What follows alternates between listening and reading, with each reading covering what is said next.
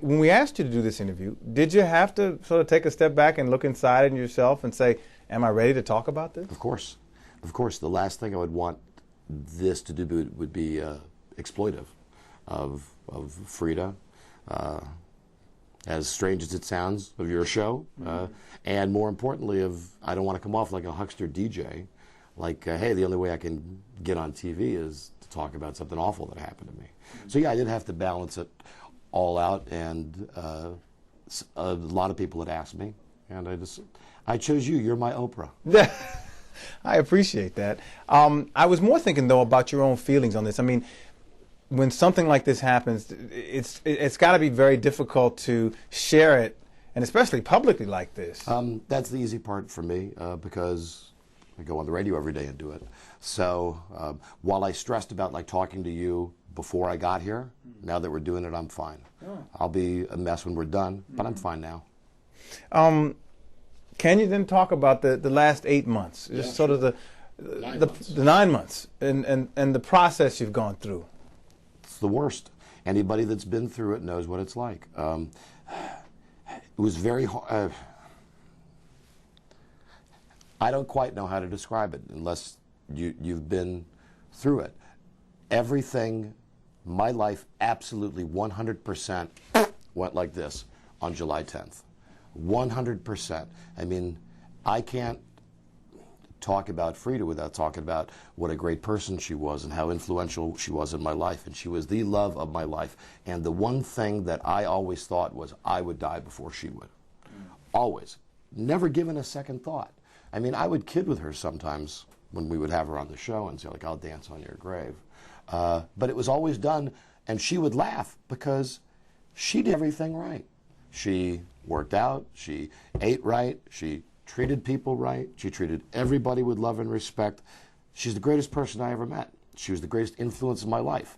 I never thought I'd be without her. Never. My friends would say to me, you know, are you really happily married? I say, who is really happily married? But I am married forever. It would never change. For our anniversary, for our 20th, she got my name on her butt with double X's, like for the Super Bowl, because I'm a football nut. And it was her way of just saying, now, we truly do belong to each other. And she did want me to get her name on mine. I wouldn't do it. I said, I love you, baby, but not that much. But she was just such a part of my life, and you can't believe that the one thing that you never, ever thought would happen, happens. And it was surreal for about the first month, where it was really, I don't remember it. I mean, the cops called me, and unfortunately, because of my job, I thought it was a prank call. No. Yeah, we had been down in Ocean City, like we always do, for a couple of weeks around the 4th of July. Last day before vacation was over, Sunday. I left because I wanted to get ready to go to work. She wanted to stay an extra day with her mom. That's cool. I had the dogs, brought the dogs back, thought everything was okay. I'm at home, phone rings, it's the Maryland State Police. I say, yeah. I say, are you married to Freda? And now they're calling on a phone number that not a lot of people have. I mean, I've got one number that was like in my kids' school directory, and then one number that's really just for our friends, and that's the number they were calling on. And I thought, my first thought was, my number has gotten out on the internet again. This is somebody that's playing with me. So I hung up on it. Phone rang back. I look at the caller ID, and it does say Maryland State Police. So then I said, okay, tell me what's going on. They told me she had been in an accident. I still didn't believe it because the woman on the telephone, bless her, didn't really sound that convincing. I mean, she didn't know how cynical I was about it. I didn't seem to be taking it seriously because of the nature of the show that we do, and because we're very open with our lives. God, I'm sorry to give you an 8,000-word answer that this will never get on the air.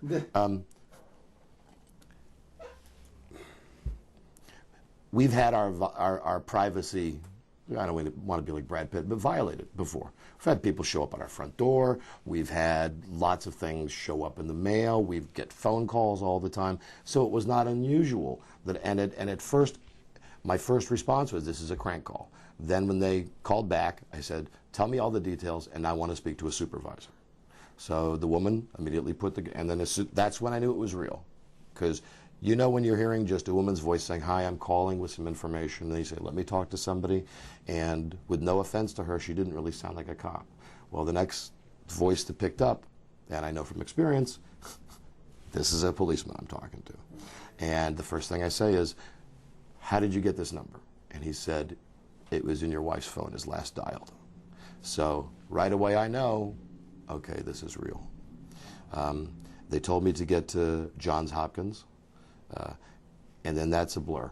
That's a blur driving from my house in Virginia to Johns Hopkins to, she's dead by the time I'm there, but they're keeping her alive, they're keeping her alive on machines so that, I mean, she's brain dead. They're keeping her alive so I could at least see her and talk to her. And then I gave my blessing. And I know it was Freda's intent as well that if anything ever happened, you know, she didn't want to be like that. And it was very clear cut with the doctors. I said, you know, what are her chances? None. No chances to survive. It was just a matter of keeping her there until I was okay with it. So everything happened. I got like the call at 4 o'clock. I guess, here, you can use this. It'll be your soundbite. I get the call at 4 o'clock. Make my way to the hospital. By 8 o'clock, Freda had passed away. Most of the family was up there. And the very first thing that I remember is having to go outside the hospital and having to call my son. And tell my son. That was awful. How did he react? Calmly, surprisingly, because I kind of had it together. I said to him, "I've got some bad news." And he said, "Just be straight and tell me what it is." And I told him what had happened, and told him he would need to get home right away. And sent a member of the family up to fly down to college to pick him up and bring him back home that night. And then immediately afterwards, the next thought was, I called the people from work and told them, I don't know why I think like this. It's like, I can't go to work tomorrow. And this is certainly going to be in the news. So the first person I called after my son, I'm talking to the family, was I called Mike O'Mara. And I said to him, I told him what happened. I said, and you have to go to work. You have to go into work tomorrow. You know, everything can't stop just because this has happened. So go in and do the show till I get back. So that's really what I remember, is getting the call, going to the hospital, having all the awful stuff happen, going outside, making those 2 phone calls, and then really that night driving home, still not really understanding what's going on. Like getting home, and it was like getting home the night before. It was just I was home, but Freda wasn't there. Then the whole funeral and everything, that's a blur. And then I took a couple of weeks off and came back to work and really didn't feel well enough to even talk about it until like a week or so ago. So good for you with the timing. Really? Yeah. When you talked about it being surreal and you just said, you know, it just didn't seem real to you. When did it hit you that she wasn't coming back? Well, obviously, a part of my mind immediately, but another part of my mind, and I've talked to other people who have been through this, not really, because you go into that mode where you have to understand this about Freda. The great thing about us, the way we were married, our partnership was she did everything. I did nothing. What I mean is, I did the show, I earned the money, I was, in my opinion, a good husband and a good father and a good provider, but she ran everything. I had no idea how to pay bills.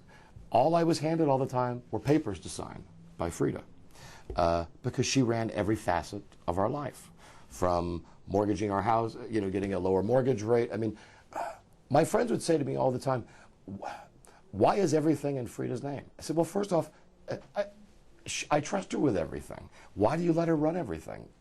Because she's the most honest person I've ever known. I never troubled myself with this. Really, with money, she would put money in my ATM every week, like an allowance for walking around money. I'd have a credit card, and that was it. That's how I lived my life. So what was the adjustment like, having to take over that stuff? The adjustment was incredible. I mean, obviously, I'm not an idiot. I can handle it. I've got it under control now. But I found out really how much she really did, that there's more to it than just making the money and say, gosh, write a check and pay a bill.